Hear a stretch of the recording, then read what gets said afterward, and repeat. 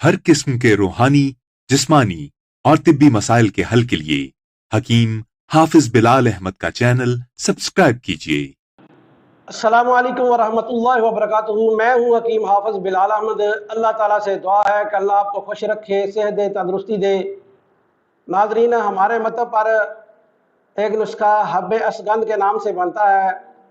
तो मेरे बहुत सारे दोस्तों ने, शागिर्दों ने असरार किया कि उस्ताद जी हमें हब्बे असगंध के मतलब भी बताएं कि वो आप किस किस जगह इस्तेमाल करते हैं और करवाते हैं, और उसका नुस्खा भी यूट्यूब के नाजरीन के लिए आप पेश करें। तो नाजरीन, अगर जिस्म में किसी भी जगह पर हल्की दर्द हो या शदीद दर्द हो या मुस्तकिल दर्द रहती हो, या आपके मोहरों का मसला हो, या आपके गर्दन के पट्ठों का मसला हो, या आपके टांगों के पट्ठों का मसला हो, या आपके टांगों में शदीद दर्द हो, या आप टांगों पर खड़ा ना हो सकते हो, तो आप इस नुस्खा को तसल्ली से इस्तेमाल कर सकते हैं। हमने इन तमाम अलामात में इस नुस्खा को बारहा इस्तेमाल करवाया और अभी तक इस्तेमाल करवा रहे हैं, और ये नुस्खा हमारे मामूल मतलब है। इसके साथ आपने कोशिश करनी है कि असाबी और औज़लाती चीज़ें मुकम्मल तौर पर बंद कर दें। असाबी चीज़ों में हर किस्म का मीठा बंद कर दें, और हर किस्म की ठंडी अशिया, ठंडा पानी, आइसक्रीम वगैरह बंद कर दें। इसके अलावा आप बादी अशिया भी मुकम्मल बंद कर दें।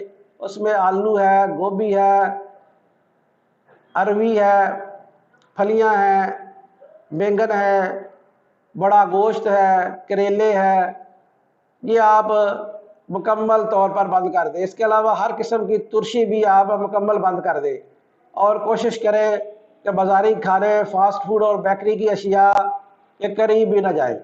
और पकाने में आप जैतून का तेल इस्तेमाल करें, देसी घी इस्तेमाल करें, या सरसों का ऑयल इस्तेमाल करें। अगर आप इन चीज़ों को मद्देनज़र रखते हुए आप अपना इलाज करेंगे तो इंशाअल्लाह ग़ज़ा की तब्दीली से ही आपको फ़ायदा हो जाएगा। आप जो ग़ज़ा खाना चाहें उसमें आप अदरक और लहसुन का ज़्यादा इस्तेमाल करें।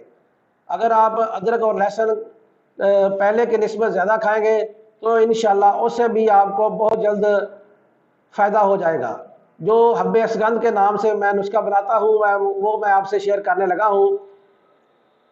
उसमें आपने असगंध नगोरी लेनी है, सोरंजा शीरी लेनी है, सुंड लेनी है, काली मिर्च लेनी है, पिपला मूल लेना है, और ज़ाफ़रान लेना है।